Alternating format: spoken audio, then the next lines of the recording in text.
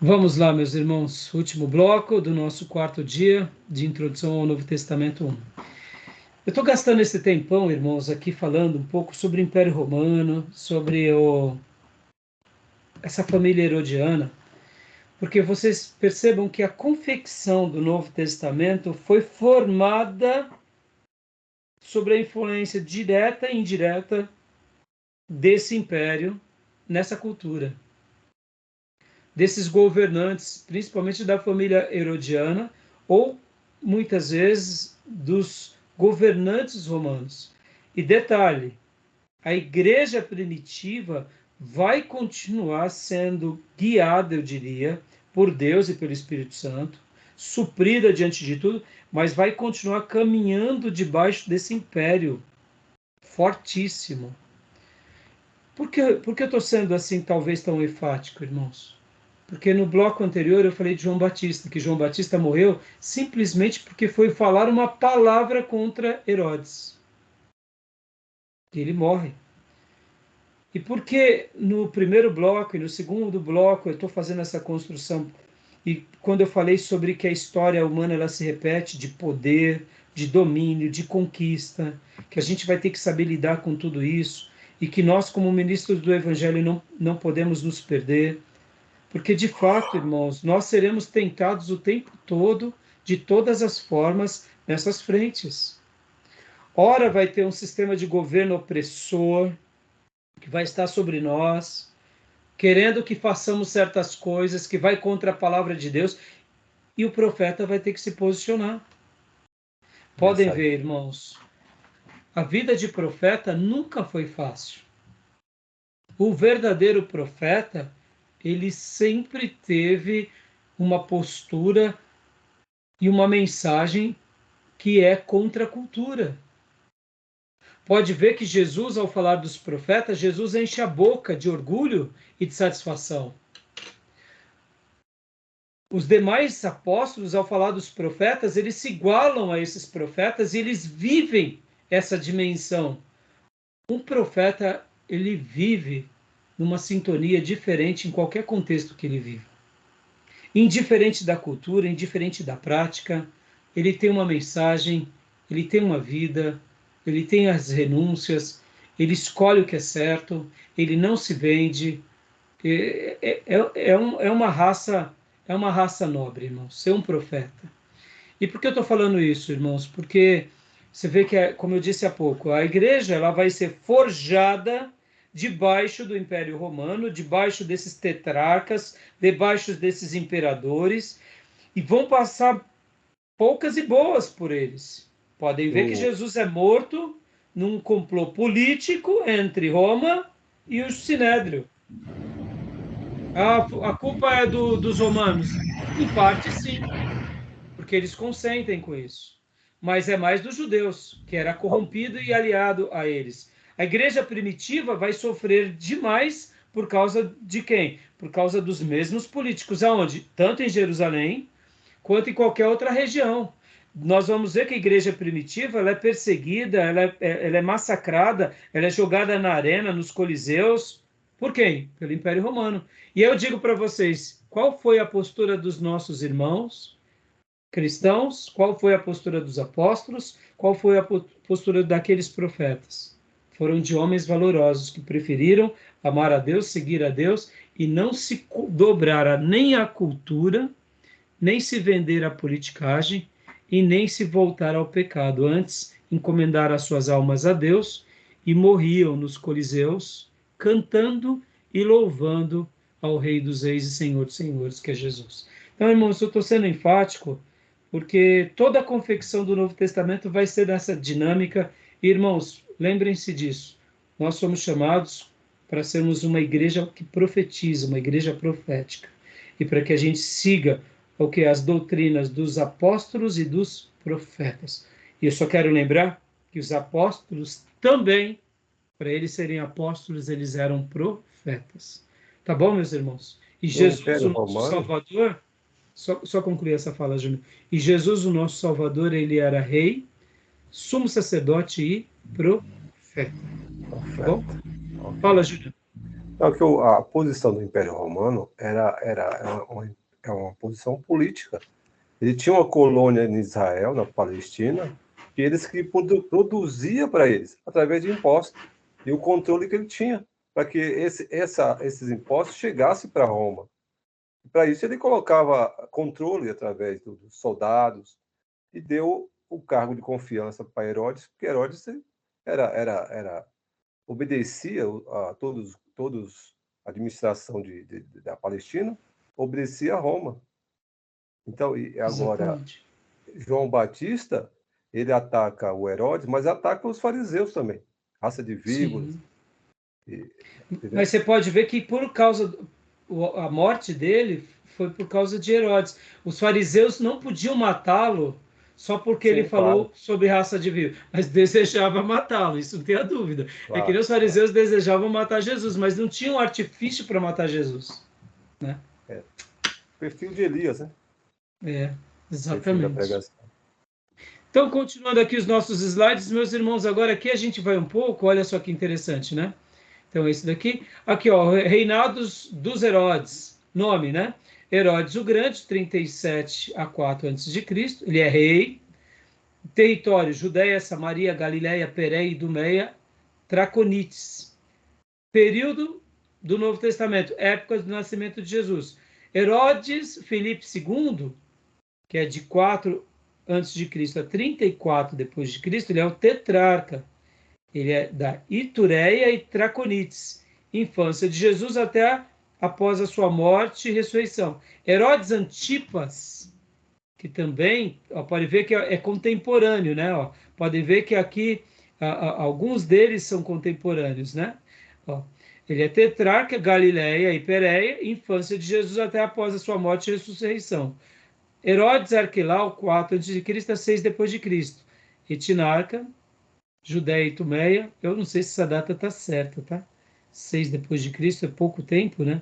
Mas de repente pode ser isso mesmo. Da infância de Jesus até a sua adolescência, não está certo sim. Herodes Agripa I, 37 a 44, rei. Ele é também rei. Judéia, Samaria, Galiléia, Pérea e Idumeia, nordeste da Palestina, anos seguintes ao Pentecoste. Herodes Agripa II, 50 depois de Cristo a 70. Ele é tetrarca. Percebam que alguns recebem o título de tetrarca, ou seja, dominam numa região e os outros dominam sobre todas as regiões, né? Esse daqui foi aquele que foi comido por verme de Atos, entendeu? Lembram daquele que fala, né?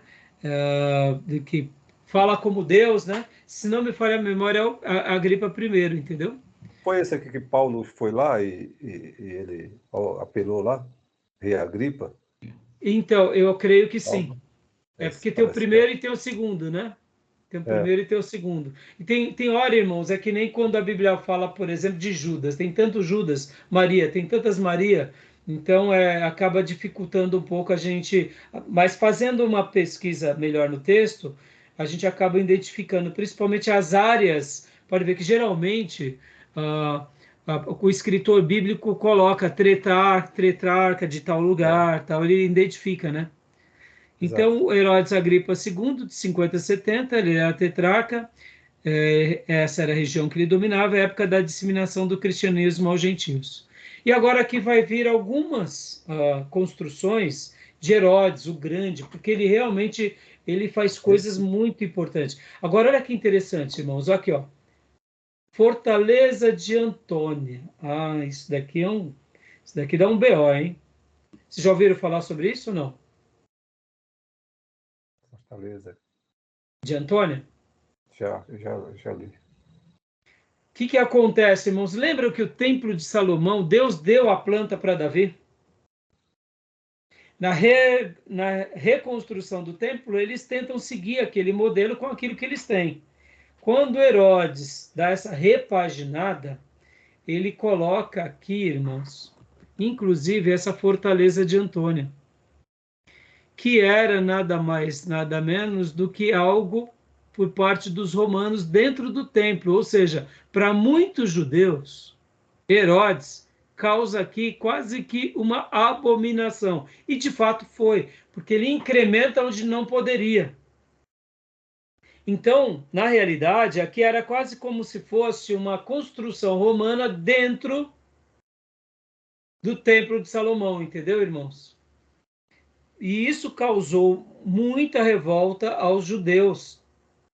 Mas é aquilo, é político, né, irmãos? Lembram que 200 anos antes, os helênicos queriam construir torres e fazer com que os judeus adorassem os deuses gregos.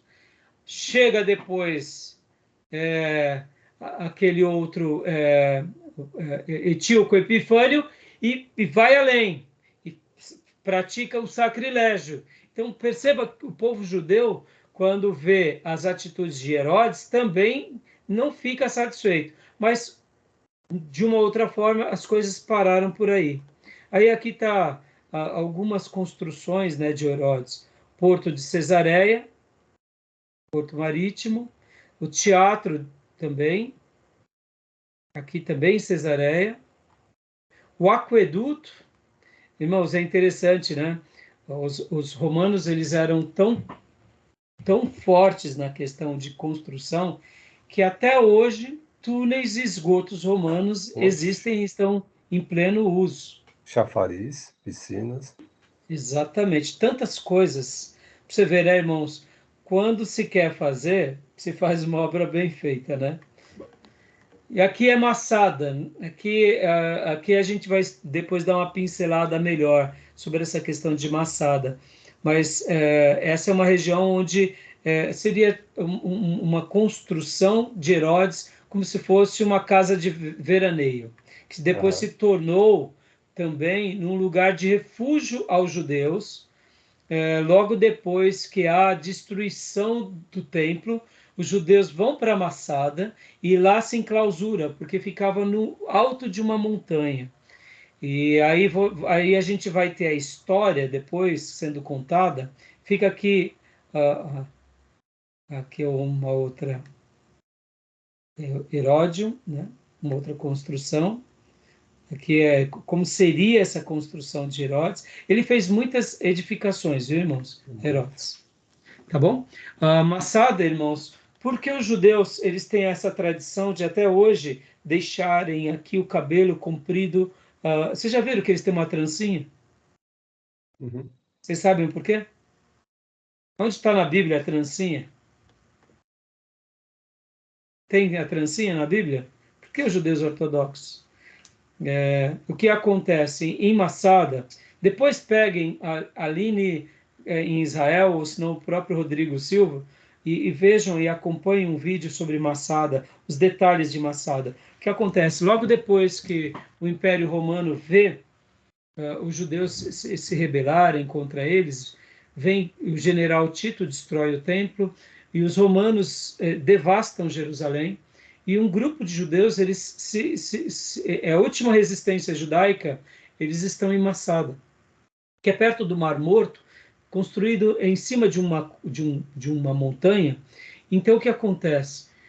Eles ficam ali protegidos durante muito tempo, e o Império Romano, então, tentando, né, sitiando esse monte para destruir essa última resistência. Quando eles viram que não tinham mais jeito, que os romanos iam chegar e que iam devastar, o que os habitantes de Massada fazem? Eles se suicidam e os últimos homens cortam as jugulares. E eles cortam as suas jugulares e ali o que acontece? Foi um ato que eles disseram mais ou menos assim para os romanos: nós não vamos nos render nunca e se preciso for, no caso, né, nós nos suicidamos. Os judeus que sobreviveram, eles, depois desse fato em Massada, eles fizeram como se fosse uma aliança, dizendo: nós nunca vamos novamente cometer o mesmo ato dos judeus em Massada, que é se suicidar. Porque assim, a gente, vamos dizer assim, irmãos, é uma coisa muito polêmica, né? Eu sei que era uma batalha, era uma guerra, mas ao mesmo tempo fere um princípio judaico e cristão, né? É uma tarasa. Não matarás, né? Eles, então, seria mais ou menos um gesto de dizendo, nós conservamos é, A esse, honra. esse, para não cometer isso de novo. Se possível for, Assim. vamos morrer. Então, o resumo seria mais ou menos esse. Tá bom, meus irmãos? Beleza, meus irmãos? Quer falar alguma Ok. coisa, Júnior? Não, ó, algumas coisas já li no livro da Nessoni, né? Umas coisas assim que tô vendo. Tá reprisando, né? É Sim. interessante essas questões aí do Herodianos, da predominância da cultura grega. Você vê, tudo é tetrarca, etinarca, grego predomina, né? Se falava só o latim dentro de Roma. Exatamente, né? A helenização é como o professor Jair falou que a helenização tornou o mundo Oriente e no Ocidente, é, eles conseguiram unificar o mundo. Isso é interessante, viu, irmãos? Só sobrou o povo judeu que mesmo assim ele se manteve fiel a Deus, mas mesmo assim os líderes judaicos eles cediam para aquilo que era mais conveniente, apelaram para Roma, por exemplo. Ou É. seja, a influência, né? A influência que o mundo gera sobre nós. Tá bom? Meus irmãos, na próxima aula a gente vai estar trabalhando bastante sobre as questões, as instituições judaicas. Vamos falar sobre o grego koiné, o cânon, e eu quero acreditar que a próxima aula, que vai ser a quinta, vai ser, se não a última aula dessa parte de introdução, e aí na sexta aula, querendo Deus, a gente vai para os evangelhos, tá bom? Mas assim, como é uma aula muito complicada, eu quero que vocês leiam o material com bastante atenção, porque só para vocês terem uma ideia, a gente vai falar um pouco sobre o cânon, o grego koiné, os manuscritos,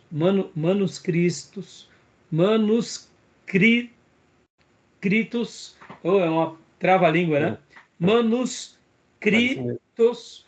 ah, manuscrito. então, esse assunto parece simples, ele mas ao mesmo tempo ele é complexo, porque pode gerar dúvida, porque a questão das fontes, textos receptos, qual que é o melhor material, manuscritos, né? Então, quer dizer, são detalhes que eu não vou ter pressa para seguir. Mas eu vou estar passando também para vocês como material extras alguns vídeos, possivelmente da professora Márcia, porque ela é linguista, então ela tem uma, uma fluência muito grande sobre esses assuntos, para que vocês possam mergulhar. Tá bom, meus irmãos? Alguma dúvida? Não, beleza. Beleza? O livro, estão gostando dos livros? Tô gostando bastante do Ernesto Nini, né? Interbíblico. O do Bruce também, muito legal, muito bom. Tô Então, gostando. corram com a leitura, meus irmãos, corram com a Eu vou leitura, iniciar porque agora o Bruce, FF Bruce. Muito Chegou, bom, né, né? para mim ontem. chegou ontem, Chegou ontem, eu vou iniciar ele agora. então Pô, você vai gostar, viu, Gil? Você vai manda amar. ver. Muito bom. E não lembrem que no caso também nós temos o período interbíblico, Sim, temos tô com ele. trabalhos para fazer. Podem ver, irmãos, eu não dei muito vídeos até o momento, porque a leitura vai ser o carro-chefe para vocês. São Spotify, muitas né? informações, né? São muitas informações. Você pega o período assírio, babilônico, medo-persa, grego, romano. Ó, estamos concluindo hoje, romano. Eu achei que nós íamos gastar 3 aulas, né? Mas na realidade, porque eu nunca tinha dado essa matéria. Mas 3 aulas não dá para dar, O Muita período coisa. né? interbíblico tem um assunto muito interessante, que é o cisma samaritano, né? Eu vou me aprofundar depois. É bem interessante esse assunto. Então, exatamente. Você vê, são muitas informações, Gil, que não Muitas. dá para a gente. Por isso que eu acabei tendo um pouco mais de cautela. E aí, vão colocando no grupo de WhatsApp, me procurem, façam as perguntas aqui na classe, que nem para a semana que vem, como eu falei para vocês, a gente vai ficar em cima do quê? Ah, a gente vai ficar em cima das instituições judaicas, grego koiné, o cânon do Novo Testamento e talvez os manuscritos gregos, ou Muita seja, coisa. 4 assuntos bem complexos. pastor, mas é uma complexidade? Mas vocês veem que essa complexidade, irmãos, ela é muito singular, porque, como eu falei para vocês, o Império Grego, ele criou um pano de fundo que até hoje irmãos, até hoje a gente foi influenciado, nós somos influenciados pela cultura grega. Podem ver que os nomes da maioria vamos pegar aqui, né? Quando nós falamos, estou com um problema cardíaco, Sim. influência grega. Cardia no grego é coração. Eu vou no oftalmologista, oftalmo, olho, grego, né? Os prefixos, né? Os prefixos, eles abraçaram tanto a cultura oriental quanto a ocidental, mesmo depois do Império Romano, que se mantém. Isso vale para a cultura, isso vale para a ciência, isso vale para a língua, e aí vem a questão política, vem a questão de leis, ou seja, esses dois blocos, que é o grego e romano, faz muito parte da nossa vida, ainda mais nós como ocidentais. Os orientais ainda conseguem ter um pouco mais dos traços da sua cultura, um pouco separado do grego e do romano, porque houve algumas mudanças, mas nós não, entendeu? Então, assim, é muito importante entender. E última coisa aqui, irmãos, para a gente encerrar. Paulo, ele vivia debaixo da cultura grega e os apóstolos, e grega e romana, mas eles não caminhavam de mão dada. E é isso que a gente tem que fazer. A gente tem que ir na contracultura.